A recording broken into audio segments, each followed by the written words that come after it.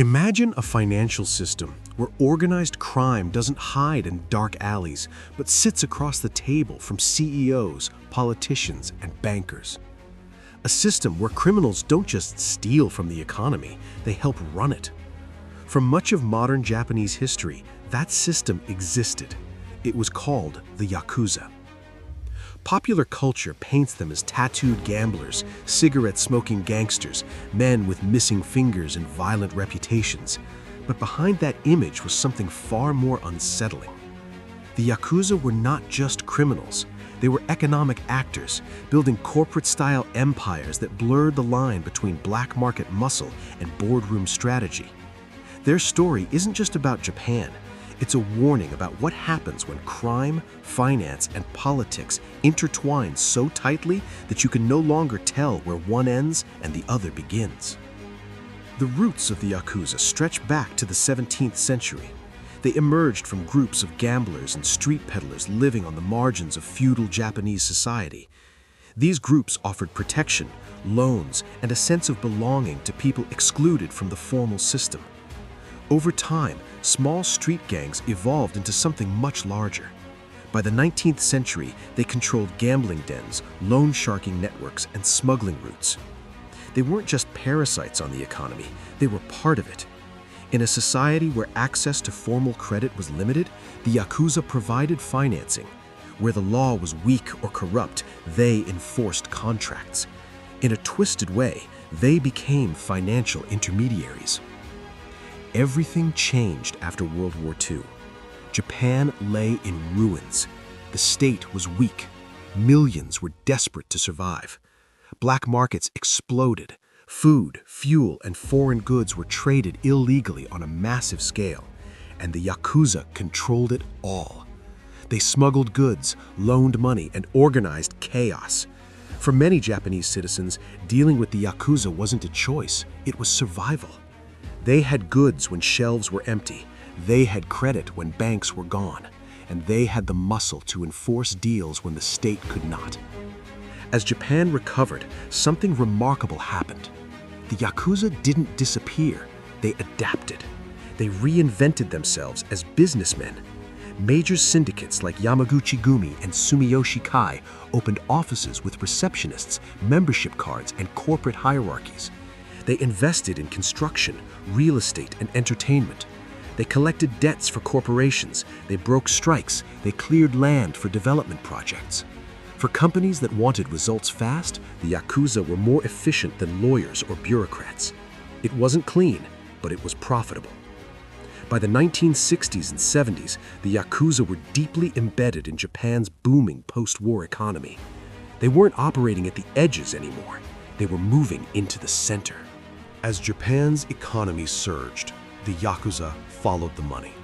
They controlled large parts of the entertainment industry, film studios, talent agencies, nightclubs. They speculated aggressively in real estate, riding Japan's property bubble to extraordinary profits. And they practiced something eerily familiar: financial engineering. Yakuza groups would buy land, intimidate residents or competitors into leaving, then sell the property to developers at inflated prices. They laundered money through shell companies. They moved capital overseas. They built investment networks rivaling legitimate firms. They weren't criminals on the margins anymore. They were power players inside the financial system.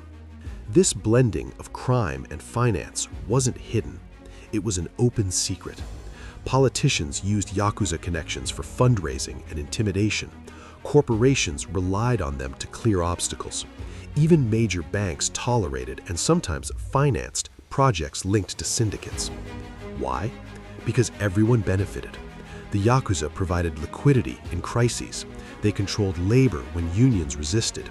They delivered speed when the legal system moved slowly. They became a shadow financial system running alongside the official one. By the 1980s, at the peak of Japan's economic bubble, the Yakuza controlled tens of billions of dollars in assets. They operated openly, with offices, publications, and semi-official recognition by police. While American mobsters were hunted, the Yakuza thrived in public view. They had learned the ultimate lesson of modern capitalism. The most profitable empire isn't selling products, it's built by controlling the flow of money. When Japan's bubble burst in 1989, everything collapsed. Real estate prices crashed, the stock market imploded, trillions in paper wealth vanished. For ordinary citizens, it became the lost decade. For the Yakuza, it was both a crisis and an opportunity. Many investments were wiped out, but their role as enforcers became even more valuable. As debts went unpaid, they stepped in to collect. As companies failed, they seized assets. As desperation spread, they profited from it. When regulators finally cracked down in the 1990s, the Yakuza adapted again. They moved from visible ownership to hidden influence, from offices with logos to shell companies and frontmen, from domestic crime to international finance, money laundering through casinos in Macau, real estate in Hawaii, networks across Southeast Asia. As finance globalized, so did organized crime. The lesson is simple. When systems grow complex, crime doesn't disappear. It learns to mimic the system. The Yakuza story isn't exotic or uniquely Japanese. Every financial system has shadows. Italy had the mafia.